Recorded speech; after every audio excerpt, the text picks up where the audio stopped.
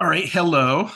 My name is Scott Satterwhite, and I am here with my two very good friends, Miki and Zoe. Miki and Zoe are not only translators of the Punkhouse in the Deep South book, but also were students of mine. And interestingly, I've become students of theirs over the past several years.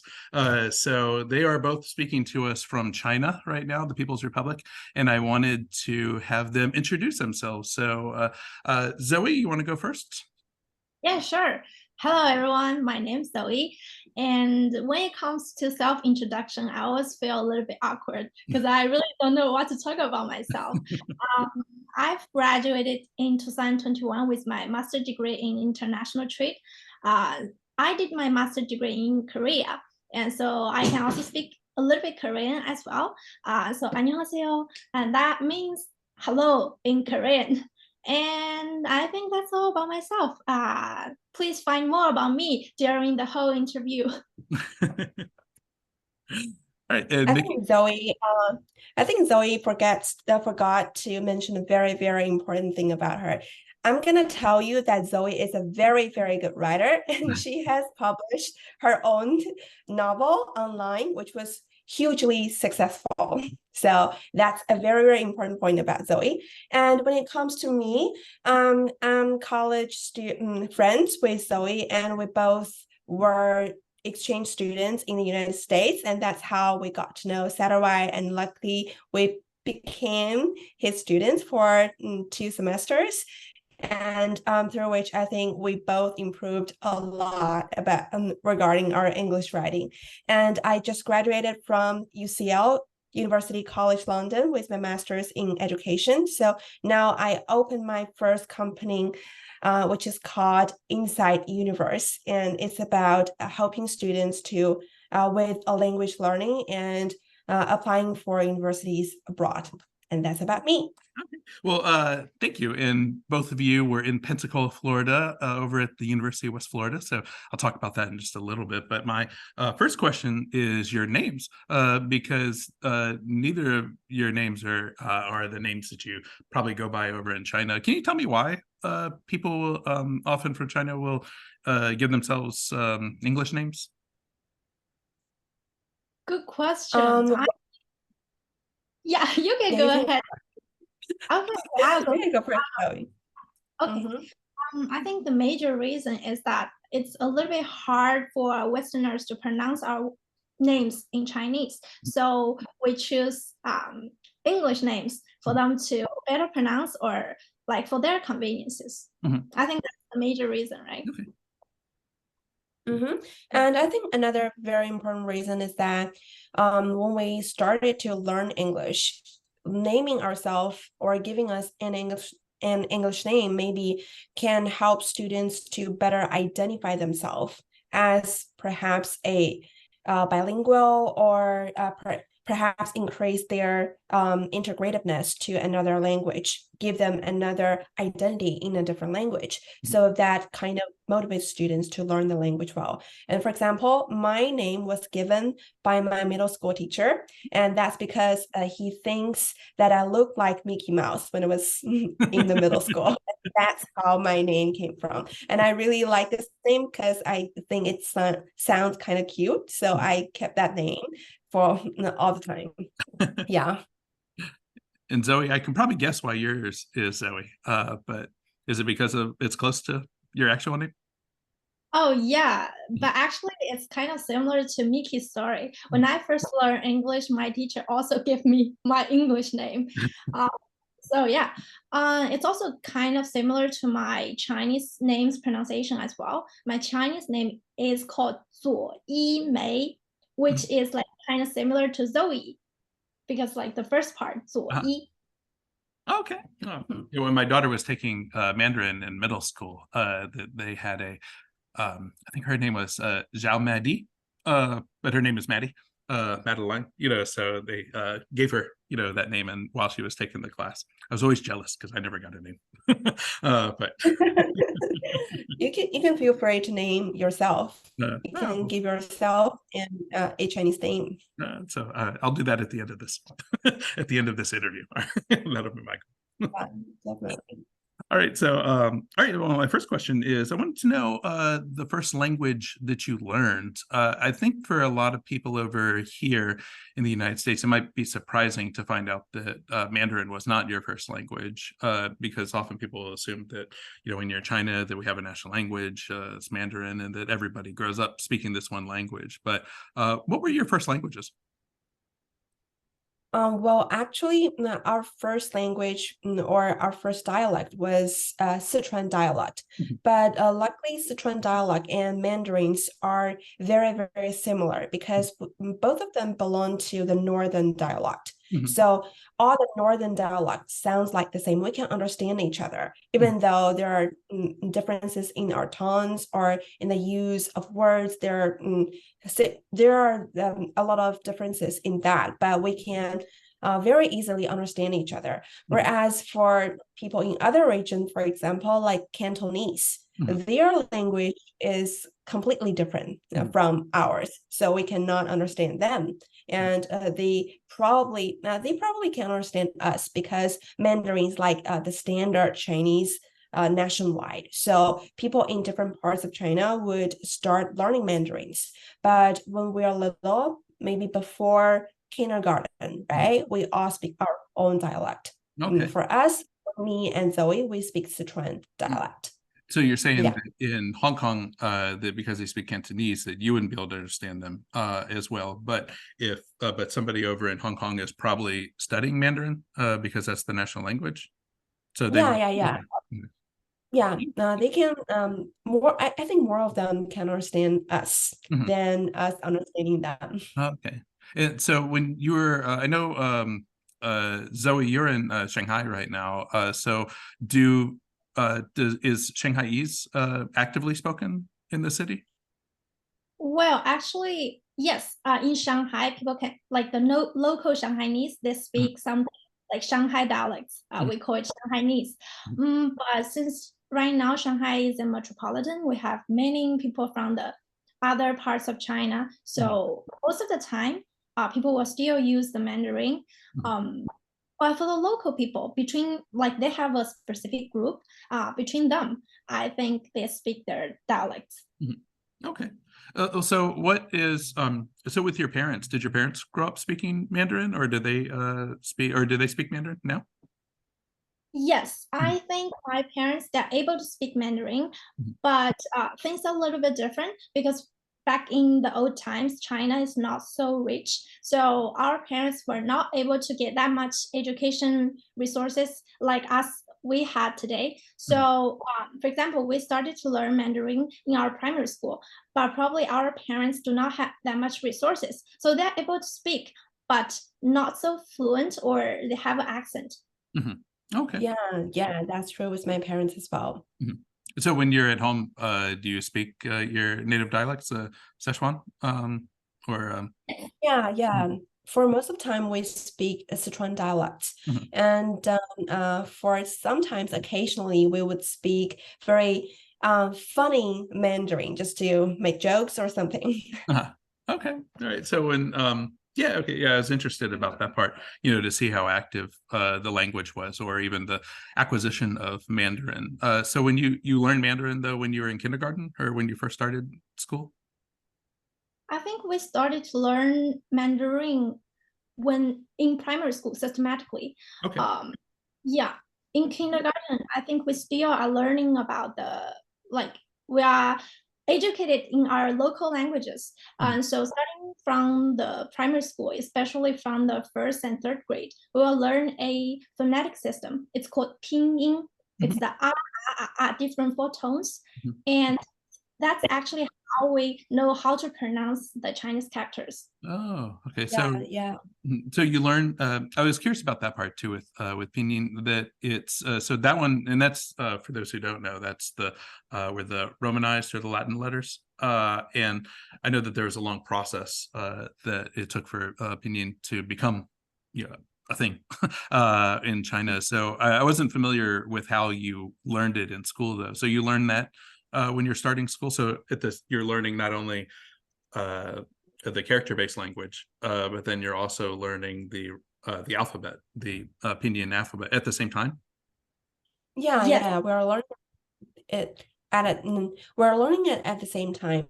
And basically, pinyin is for us to learn the phonetics, and it's for us to better pronounce the characters. Oh, okay. Okay. And Yeah. why would that be necessary? Well, like actually the phonetic system, pinyin, is invented in the modern China time. It's because we have so many different dialects. If the pronunciation is different, the meaning could be different. Because like when we speak, we can not see the characters itself, right? So it might be misunderstanding or confused to people. So that's why we have to standardize the pronunciation to make it like we have this official language Mandarin. So that's why we need to have this to make sure people can understand each other, to have a proper pronunciation. Okay. All right. So I know. Okay. Yeah. I want to add one more point. I think one of the important reason is that Chinese characters is a little different from English characters because when you see an English word, you can pronounce it based on the characters in this word. Right? Its pronunciation is connected with how this word spells. Right? But in China, it's totally different. You cannot know how this word can be pronounced based on looking at it.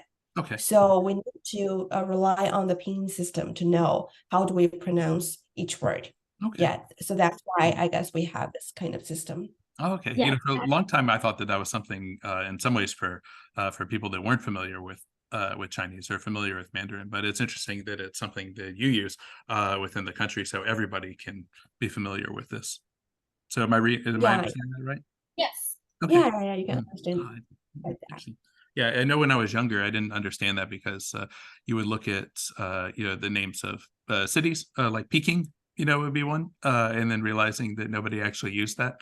It was called Beijing, but it was always pronounced or written Peking versus Beijing.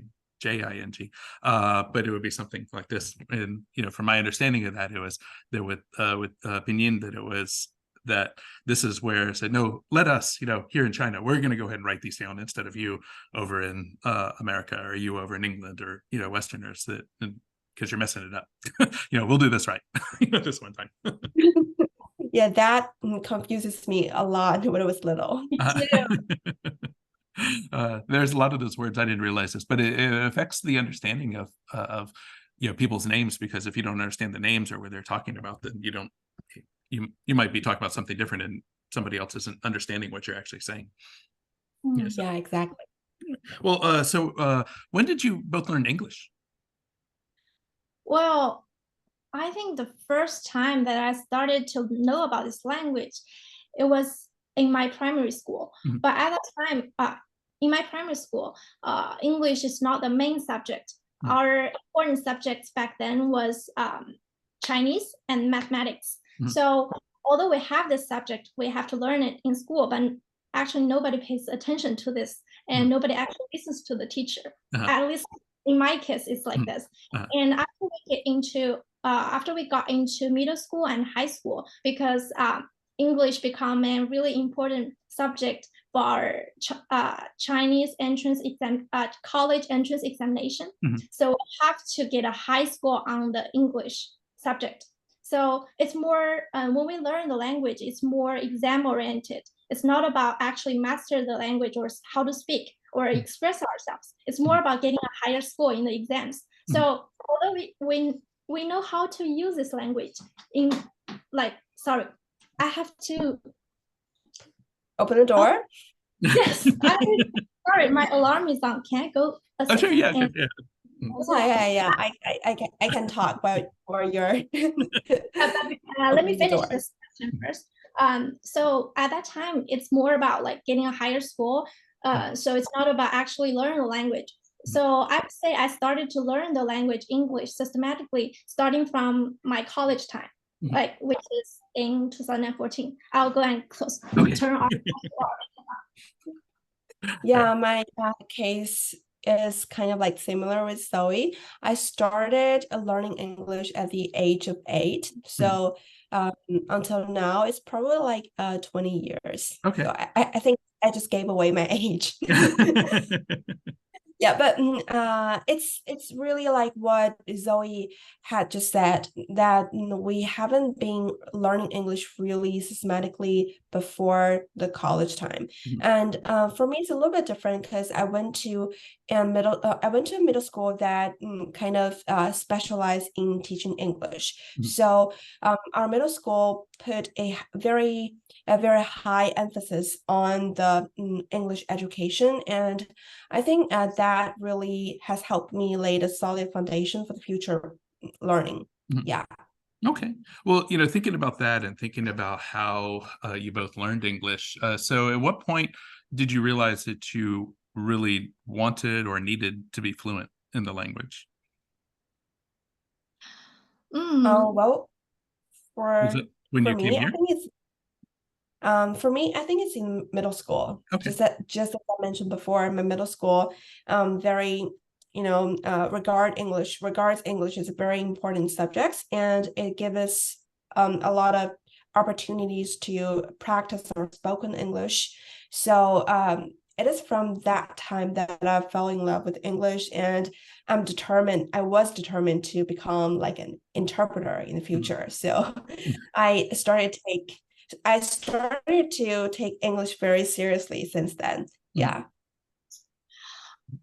It's a little bit awkward to tell my story because I really don't want to talk about it, but I think it's okay. When I was in middle school, I was a huge fan of Justin Bieber. and he was quite huge during 2008, and I was a huge fan. I wanted to be able to like speak his language, so that's my motive back then. Learn English. And then later on, I got so into the pop culture of the United States, for example, the TV shows, the TV programs, and that's why I learned the language, because I just really enjoying the show. I wanted to be able to understand it in English without subtitles. Oh, okay. That's not too awkward. We'll keep your secret, okay? No one on the internet will tell. Right. No, well, I imagine that's the same. I'm sure that there's a lot of people who've started to learn Korean because of K-pop and because of all the music out there right now too. So I'm sure your story is not unique in any way. Right, so my next question was talking about what made you talk about learning the language itself. What made you want to study abroad over in the United States in particular, but later over in England and in Korea? Well, for me, actually, I never thought about studying abroad before. That was in I think it's by accident. Miki and I, we went to a seminar. There was one teacher talking about this opportunity being an exchange student in UWF, and I got interested because I mentioned earlier I was so into this American pop culture stuff. So I really wanted to go and see how America or United States really look like. I wanted to experience the culture, and I wanted to know more about it. So that's why I wanted to go. And I think after my stay in UWF, it totally blew my mind, to be honest. All different kind of stuff. The whole experiences made me think, okay, maybe I wanted to do my master in a different country as well. So that's why later on I chose to further my study in Korea. Okay. And Miki? Well, for me, I think the first reason is that for students in English major, it's like a very legitimate reason for you to study abroad, because almost all students in our major believe that if you want to learn a language well, you need to be in an immersive environment. So studying abroad, it sounds like a very good choice or a very good opportunity for us to improve our language, because you got more opportunities to communicate or to talk to native speakers, right? To use the language in an authentic context. So it's like very appealing for us. And another very important reason, very personal reason for me is like studying abroad is like a process of self-exploration, because the Western lifestyle and the Eastern lifestyle is really, really different. So you don't know what kind of life you want unless you have really experienced it yourself. So inside me, I really want to, explore what people or what kind of life people have on the other side of the world, so that I can decide what kind of future I like to pursue. And that's why I decided to study abroad. So when I you want to came, make this informed decision. I'm sorry, say that one more time. I interrupted you. That last part. I want to make a very informed decision about what kind of life I want to have, or where do I want to live in future. Okay. Well, so when you first came to Pensacola, of all places, what was your impression?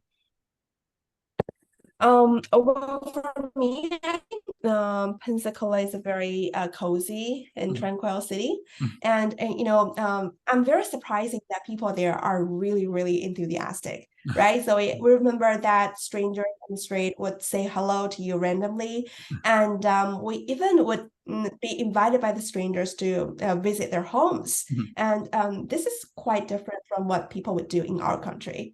And I remember once wrote in my diary, not long after I came to Pensacola, that like living alive here is like chewing a gum whose flavor lasts forever. And I think it's very funny. It's very strange and yet very beautiful feeling. And even though my life here does not have a lot of up and downs, but I never get bored of it. And when I was talking with Zoe and Beth about the life here, we all believe that this is like one of the most peaceful years in our lives. Guys, we really, really enjoyed our life here, and we really missed it. Oh, that's nice. What about you, Zoe? Yeah. Oh, actually, my answer is quite similar to Miki. I remember when I was in Pensacola, some local taught me a word. It's called Southern hospitality. I actually see that. You're right. And during my stay at Pensacola, I really feel welcomed by the city. Like whenever we are trying to, like we were poor students back then, so we do not have a car. Whenever we have to buy some grocery from Publix, we have to walk all the way from our apartment to the university town. But whenever we are actually walking down the street, we always can run into some strangers. They will ask us, do we need a ride? I was really feel welcomed by that. It was really impressive. Oh, that's nice. That's good to hear about the Southern hospitality over here. So so that's how I got to know both of you, was through being in my classes. So I was definitely very fortunate that you chose mine. So I appreciate that. And also it was through that, that later on I was able to reconnect with both of you to work on translating the book that me and Aaron Comet Bus had put together, the Punkhouse in the Deep South. So I wanted to ask you a couple questions about that. So it was I know that both of you obviously are fluent in English, and Zoe, I know that Miki, that you had specifically worked in translations and started that, and Zoe, I know that you worked in the publishing industry and worked with books a lot. So I'm curious, was this the first book that you ever worked on in detail with translation in a large project? Yeah. Yes. Yeah. So how was that? Well, for me, I think it's a lot of work to do. And at first, how do I say this? At first, I'm not so familiar with how should we get this done. And I still remember Miki and I will discuss about the translation about the chapters. We argued a lot during the first chapter. Because we have different opinions, but like along the process, we sort of like agreed on some like we agreed on the tone of the whole novel, and based on that, we have less arguments, and we can push through the whole translation project more smoothly. And so, Yeah, it's so true. And I really, really cherish the opportunity to go through this project with both of you. And I really believe this project really connected all of us Mhm. tighter together. So that's why I feel very strongly and very grateful about this experience. Mhm. But we did experience a lot of difficulties, just like Zoe said. And I Uh, think one of the most difficult things regarding translation is how to catch the spirit mhm. without trying too hard, Mhm. right? Yeah. Sometimes you really want to think how to, accurately express that in Chinese, Mhm. and you totally alter the original meaning of it. Mhm. Just like the title of the first chapter, right? I remember It's it's like I I I just was just had. get on out of a fire. the fire, Mhm. and I needed a place to land, Mhm. right? And we're trying so hard, to find a poetic way to express that until we find that the fire was literally a fire. Yeah, that was hilarious, but that little, Not hilarious for him at the moment. yeah, Definitely. Yeah. that is the kind of problem we were having Uh, as translators.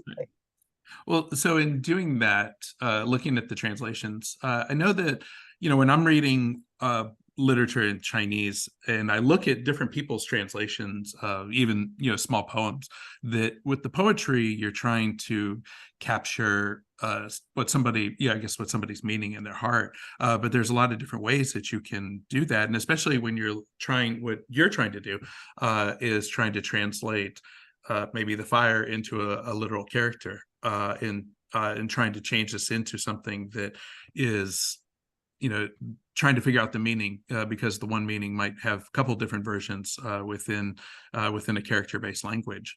So did you ever feel that you like, or I should say, who do you feel that you're translating this for?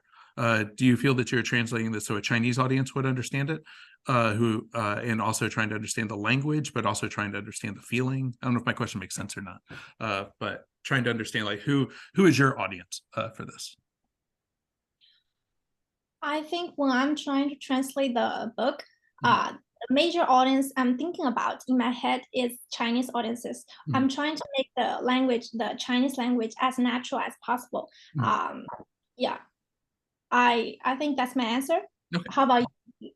I'm saying, and Mhm. that's why we spend a lot of time discussing how to translate certain expressions and certain terms, because sometimes we were worried about if we translated literally and the Chinese audience wouldn't be able to understand it. So we were trying hard to find a easily understandable term in Chinese Mhm. and without changing the meaning that you want to convey in Mhm. the original text. So did you feel that you had to make a lot of changes to the language, or did it flow naturally? I think we did make a lot of changes Mhm. along the way. And I think we had a lot of discussion with each other. And also, we have consulted a lot of our friends, whether it's appropriate or not. Does this sound natural or not? Mhm. Right? Mhm. Okay. Yeah. Yeah. Well, you both also had, I'm sorry, go ahead. And I want to add, what I want to add is that it sometimes depends on the chapter. I think some chapters are more difficult than others, and especially for those longer chapters or chapters with many culturally specific aspects. Mhm. So with those chapters, we might need to change more things. Okay. Yeah, but some chapters is quietly, I think it's quite easy for us, Straightforward. right? All right. Yeah. Some of the chapters are Yeah, quite straightforward, so we can just directly translate the whole chapter from English into Chinese. Mhm. Okay. Yeah, and I know when we were talking about this, I know we had to explain a lot of things, and going in the footnotes, is something that both Aaron and I resisted doing in the original text because we wanted to make sure that people just understood it or looked it up. But in this instance, we knew that people would just have no idea, what some people were talking about, whether it be references to pop culture TV shows from the 1980s, or what is a soul food restaurant, or different things that have to deal with not just a soul food restaurant, but how does that deal with race in America, and would be something that in a Chinese audience would be able to understand, or even band names, like this bike is a pipe bomb, be able to explain that it doesn't really make any sense, because none of their names make any sense, but also being able to write this in a way that, doesn't alarm people at the same time, who aren't familiar with it. So that was a fun part for me, to be able to go through those and look at the translations. And then sometimes when we would look at the lines, especially in a few of the interviews towards the end, where you're saying, I don't know if this makes any sense. It's like, well, it actually doesn't make any sense to us either. So however you want to translate it is fine. Well, both of you went through something similar to what we did as well. When we were doing this book, it started as a COVID project for us. Aaron and I were working with the text right at the beginning of in the spring of 2020.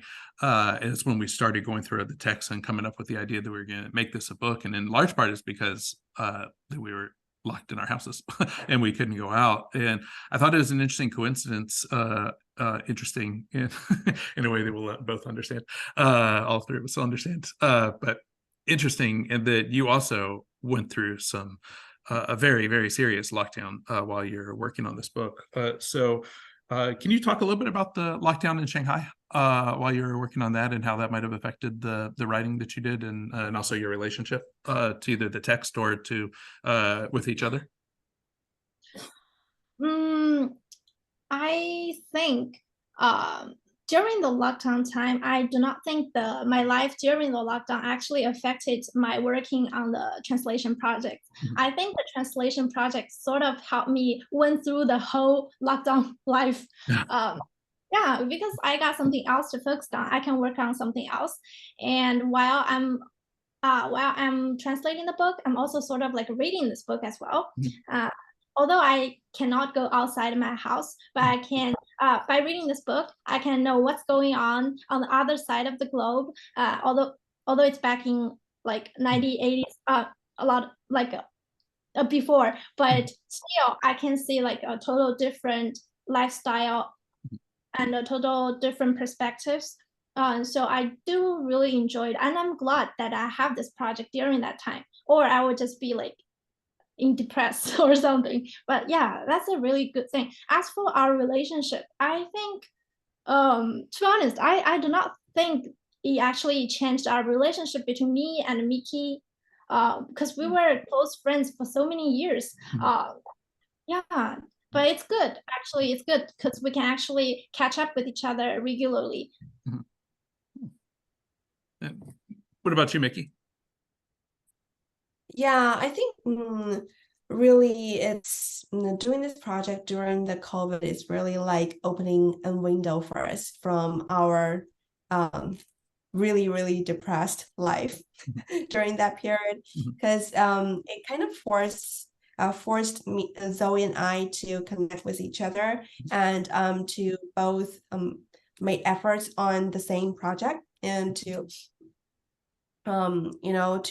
by working on this project, we are going towards the same direction. So that really helps us to move our mind away from those unpleasant things. So I think it's a very, very important thing for me during that period.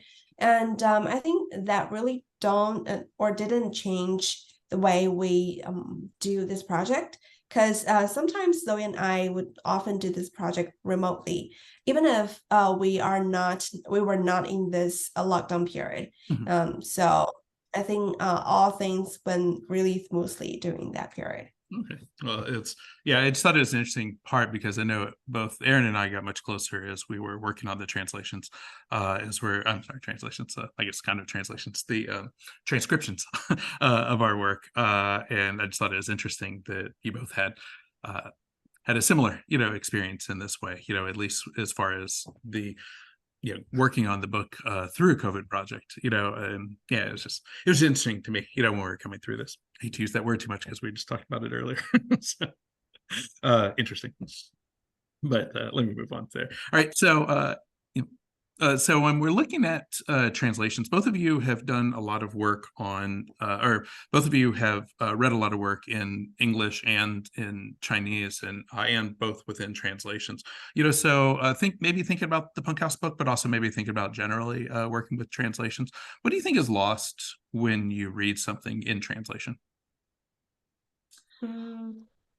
Well, I think, as I said before, I think one of the most difficult things to do in translation is to translate the beauty of language. Mhm. Sometimes I think the beauty of language can be lost in translation. For example, like the poetry, right?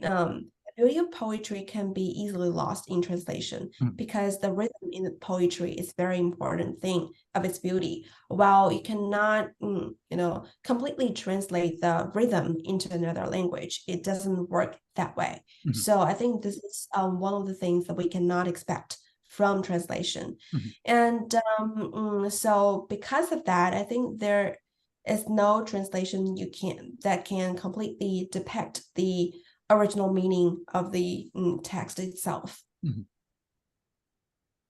Yeah, I've heard Yeah. the phrase. I'm sorry, go ahead. Oh, it's okay. You can go ahead. No, I was going to say I've heard the phrase that the translator is the betrayer of the author, because it's difficult to really capture exactly what is happening. And just in my experience with reading Chinese poetry and translation, I could see multiple different readings that have very different meanings when you're reading, depending on the person. And I'm thinking of this one poet who translated a number of poetry or poems from Li Bai into Chinese, and I'm sorry, from Chinese into English, and he described how he changed the word beer to wine because he wanted Li Bai to have more of uh, a cultural tone or Sure. cultured tone versus a working class tone. Felt that beer just seemed to lower class, and wine sounded more maybe like the spirit that he was trying to get from it, even though that's not what he's talking about. But that's a big difference, in changing around when you're talking about from beer to wine, just in the same way that you would in this way. And it's a certain liberty that the translator has with the writing to be able to alter meanings and even rearrange sentences. But I'm thinking in part, large part with Chinese because of the characters that you could say a lot in a short number of characters, but because of maybe a lack of articles or because of a lack of pronouns in some instances, that the writer has to in translation has to really add a lot to the writing. And that was something I didn't quite understand until I started to really dig into the poetry.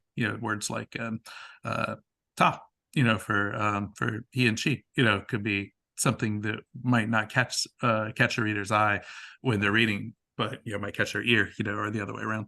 And same thing with how some poetry, especially older poetry, wouldn't have even had a pronoun in there or wouldn't have been a pronoun. So a reader has to add in I because maybe a Westerner wouldn't understand this poem unless it had pronouns in it. So it makes it more of a like, I'm just going to give you the idea of what is happening here, but I'm never actually going to be able to capture what is happening here. So I'm just kind of rambling on that. But do you have any thoughts on that? You made a point. So I think that's why we called our project Resurrecting the Soul from the Dead Body, right? That's right. Because Yeah. that translation process is really also a process of creation for the translator themselves. Mm-hmm. Well, I love that phrase too, resurrecting the soul from the dead body. Yeah, I love it too. What do you want to say, Zoe? Oh, I was just trying to say, I think for the same book, Mhm. for example, the Punkhouse in the Deep South, Mhm. if it's not us to translate this book, some other translators trying to translate this book, I think it will be a totally different other story Uh-huh. because like the way they are putting the Chinese or the way they're translating could be different because their understanding of the book could be different as well. So Mhm. when they're trying to choose the correct or accurate, not correct, but accurate Chinese expression, their choice might be different from ours as well. Mhm. Well, I think that in one of the reasons why I wanted to work with the two of you is because you knew me pretty well, and because of that, that you were familiar with zines, which meant to some extent that you had a familiarity with punk culture, but also American culture. But also working with both of you, that I knew that that you were both very, very diligent as students, and yeah, and I liked you both also, which might be different if I worked with if Aaron and I worked with a different translator who was just business all the time. Let's go. One of the most fun parts of the translation process for me was just reconnecting with both of you, and we could have 45-minute Zoom calls, and 35 of the minutes would be just talking about what's happening in Shanghai, or what is going on with the lockdown.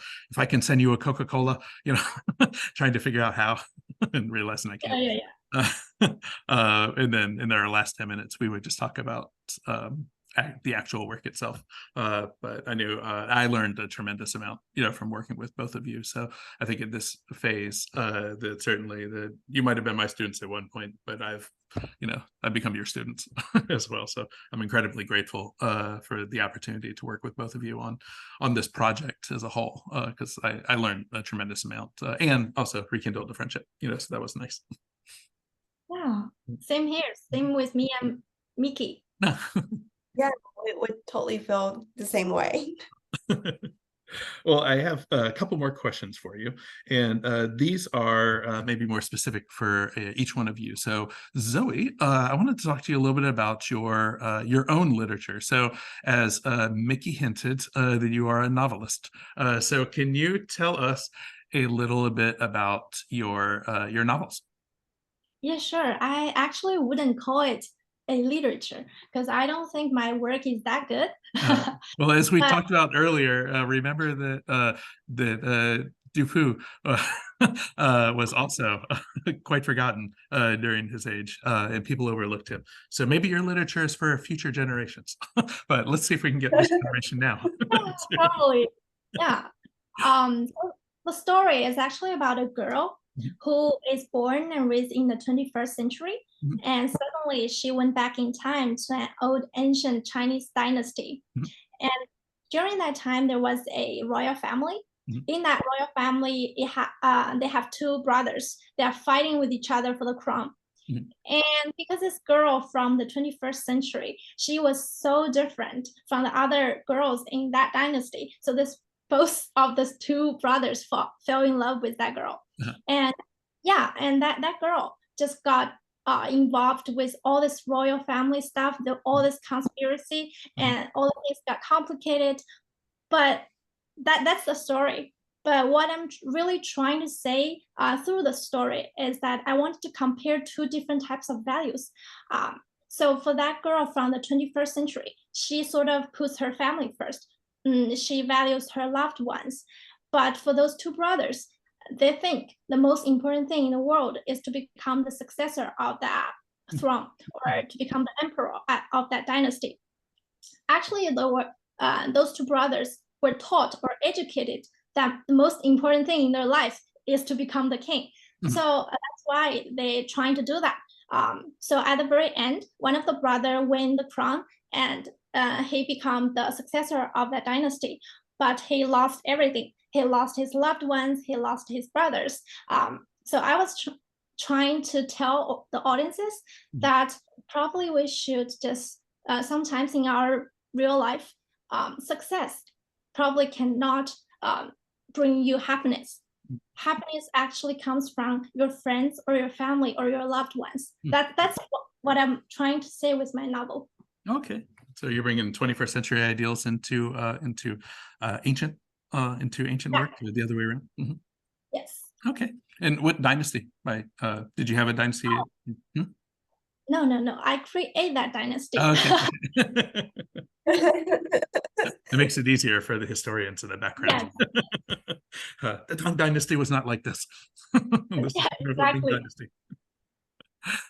Yeah. Right. And can you tell me about how it was published too? My understanding is that this is. You tell me about how this is published. Oh yeah. So I first started to write the story online, and it was just a few chapters. And suddenly one day out of nowhere, I got many audiences reading it and got a lot of comments, and it sort of got popular online. And then more and more people are actually requesting me to write more. So I started to write more about it. And then one day, one of the editors of that online platform reached out to me saying that we wanted to buy the copyright of your novel. You want to do that? And I said, okay. So I sold my copyright for 600 US dollars. And I thought that could probably be the whole income that I could get from the novel. And then later on, actually, I did not went through the whole terms of contract of that. So I do not know that I can still have more income coming later on. And up until right now, I think the total income of that novel went to $60,000. $60,000? Yes. Congratulations. It's actually not. That's really impressive, right? Yeah. That's pretty impressive. But actually, it brings me some burden as well. So as I told you earlier, I'm trying to write a new one, but now I have this burden on my mind that I keep thinking about, will this one make a lot of money? Will this one be liked by the audiences? And I'm not able to write the story that I really want to write. I always consider about whether my audiences will like it or not. So well, I think like we were talking about this, it's probably most important to write for yourself. But it sounds actually, you know, as talking about Du Fu, but it sounds like you're actually getting more of the Li Bai experience too, in that he was pretty well known during his lifetime, unlike Du Fu. So maybe you're getting both in one way, but just don't party like Li Bai. It might be a little much for you. Yes, no, yeah. Good party with me. Yeah. The party animal over there. So I was curious about with the online book world too. So I appreciate you telling me how that works, because if I remember right, and both of you can chime in on this, that most people in China are reading books online. Is that right? Versus print copies. Is that correct? Well, I think in my personal perspective, just my personal feelings, I kind of feel like nobody reads nowadays. Everybody's obsessed with the videos on TikTok. Oh yeah. And yeah, actually, nobody actually reads, because on TikTok we have this sort of accounts. They are telling you a story, or they are trying to like telling you a really long novel within, for example, 1 minute to read a book, something like that. People are more obsessed with the short videos like that, instead of like really spend a week or even like a month to read a book. Okay. Well, but yeah. I think for the book lovers, they probably still want to buy the hard copy books. But for me, because I move a lot, it's more convenient for me to download the ebooks on my Kindle. Okay. And your book is only available online, though, is that correct? Yes. Okay, yeah. And I appreciate you sending me the copy of that. So I'm going to have my students work with that. So we'll see if they come up with some fun translations in there. Oh my gosh. All right. So maybe we'll publish it over here. We'll see. Yeah. But I'll pass on the 16. Get your book published in the United States. All right, so it looks like maybe Mickey may have a bandwidth issue. So let's see how it works. Can you hear me okay? Yeah, I can hear you both. Okay, good. All right. Yeah. All right, so I guess, Mickey, my question for you is, can you tell us a little bit about your academic work? Because you mentioned that you, after leaving UWF and studying here in the US, that you eventually went to the University College, or the University of London. And can you tell us what you're studying over there and what your future goals are? Okay, sure.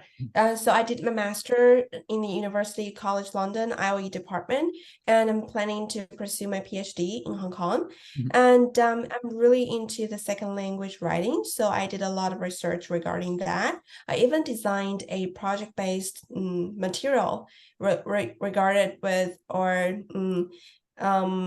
with regard to the academic writing. So I really feel passionate about exploring innovative pedagogical method, and that's what I'm planning to do with my PhD research. Mhm. So I was planning to research gamification of education because I want to combine the addictive nature of games with language learning to make it a more enjoyable experiences instead of a painful experiences for students. So is that going back to your own education? How you're maybe at one point we're talking about that a lot of people in the classes didn't pay attention in English classes, for instance, but also other languages, I'm sure, Yeah. wanted to make it more interesting and engaging for students. Yeah, exactly. Because I find that a lot of students in China, they really struggle with language learning, and it has become a burden for most students. Mhm. They really struggle with, for example, memorizing the vocabulary and how to know the rules in grammar, etc.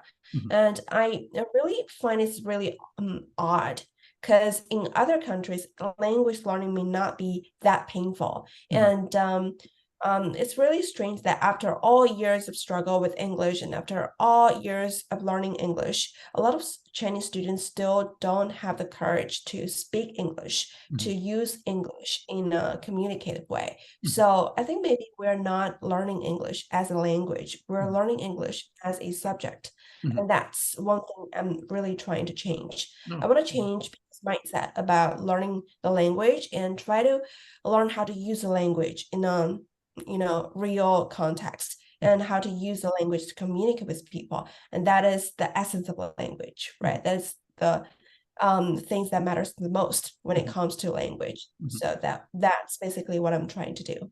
All right. Well, it'd be interesting to see that going in the other direction over here as well, because I know with English, that a lot of Americans in particular, but also, I'm sure also English folks and other people, assume that everyone's going to be able to speak English, and that's often the case. I mean, when I was in Japan, that was the case, and often in China, depends on where we were, that was the case as well. And it's helpful for us, but at the same time, it's also nice if we can learn learn your language, as well. And what I find when I'm looking at the translations of the some of the ancient poetry, but also even into the modern era, is that being able to understand people through the literature, but also through the language is really crucial to be able to understand a people. And I think between, especially between the United States and China, right now that this a very good time, for everybody to understand each other, and through the language is one of those most beautiful ways that you can start to understand, and also challenging and fun ways,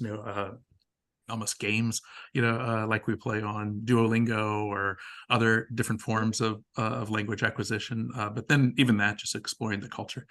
So I thought it was really neat when before we started the interview, Zoe said that she was reading Virginia Woolf I think at your suggestion, but reading. I asked if Zoe was reading it in Mandarin. And I said, no, I need to read this in Chinese because I'm sorry, read this in English. And why did you say that, Zoe? Oh, it's because like Miki told me that one of the uh, distinctive thing about Virginia Woolf is that the language itself. Mhm. Yeah, when she's trying to say something, the way she expresses it is different. So we will have to read it in English to experience or exploring the beauty of the language. Uh, Yeah, and that's what I hope, that people would get, when they take the effort to also learn Mandarin, or learn another language as well, be able to understand the language in the way that it was spoken, and the way that it's understood, within its own cultural context too. So, in that way, I really appreciate the work that you did to help translate, so both of you did to help translate the Punkhouse in the Deep South and help bring this interesting culture, whether it be Southern culture in the United States, or punk culture, over here in the United States in a global fashion, but to be able to bring this over to a new audience that may not know any of these stories or histories. But I also just appreciate you both as friends and how you're able to not only work on this big project, because it is a pretty long project to work on, but also just how just I don't know. I appreciate you. That's all I can say. So I really appreciate you both. I got that. It's really a pleasure to do this with you. Oh, thank you so much. Well, do either of you have anything else you want to add? Actually, one last question for both of you. Any advice for my students? A lot of my students are going to be reading Chinese literature. They're reading Chinese literature now, and this goes back. We were going back to some of the ancient works that were written on tortoise shells, and we're moving into science fiction work that you suggested actually early on in our discussions about Chinese literature, Miki. So, any suggestions that you would have, any advice that you would have for this audience over here who's reading Chinese literature? Well, Do you want? Okay, I'll go first. Go first. Yeah. Actually, my advice is quite simple. I think because I think most of the students heard about China is from the social media. And I think when we're trying to read the Chinese literature, the first thing that I would recommend the students in the United States to do is that to forget about all the things you know about China, especially those biases, and just read the book as it is. Just read the book as a book.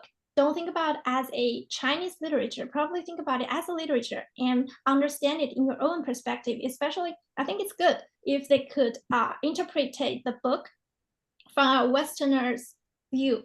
That is something different and special as well. And Miki? Well, very interesting. Very interestingly, my advice was kind of like the opposite from Zoe's advice. I would say my advice would be that we could have a general understanding about Chinese culture or the Chinese history before we dive into the literature. But this is because I think sometimes the Chinese literature from a certain period could be hardly understandable if you lack the knowledge about that period. For example, one of the very famous writer, Lu Xun, right? There's a famous novel of him called 狂人日记 in Chinese. And in this novel, there's a famous expression which translated word by word would be like people eat people. And this would be horrifying if you just understand from its literal meaning, right? But actually, it really symbolizes a very competitive and cruel world where people are indifferent to each other and where the mutual oppression is tremendous. So it's kind of like the trait or the special characteristics of that society. And we need to know this background of that society to understand this phrase, or otherwise we would be perhaps horrified by this expression. So that's my word of advice. Yeah, you sometimes need to get a little bit more understanding about the culture and background so that you can fully interpret what the literature is trying to tell you. Okay, and it's interesting that you bring that up too, because we're actually going to be reading that story in a couple of weeks. We're going to read it around Halloween. Is it Diary of a Madman? Is that the story? Yeah, Diary of. Yeah, it's a great story. And I love hearing the different interpretations of this. So are they really talking about eating people? It's like, no, he's crazy. Or maybe he's not. Very curious about the students' reaction to these things like this. Well, I'll let you know. No, that one right there is a very interesting story too. But yeah, understanding Confucian culture, and then Lu Shan's movement against Confucian culture, and then also reinterpretations of Lu Shan under Mao, and then modern interpretations. But even Lu Shan with the Konyi. Am I saying that right? Oh yeah, Yeah.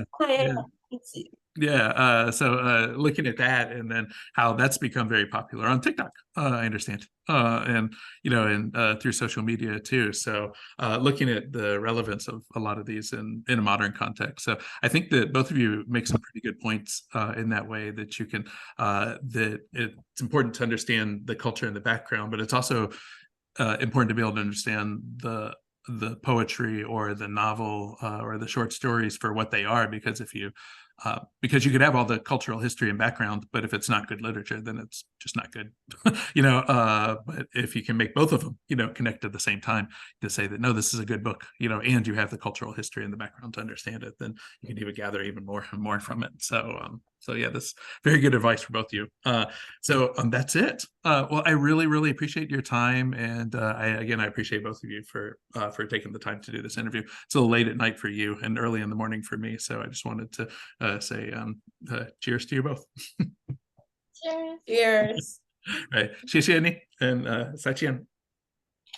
不客气. 不客气, it means You're welcome. you're welcome. Okay. Yeah, it means We'll close on that note.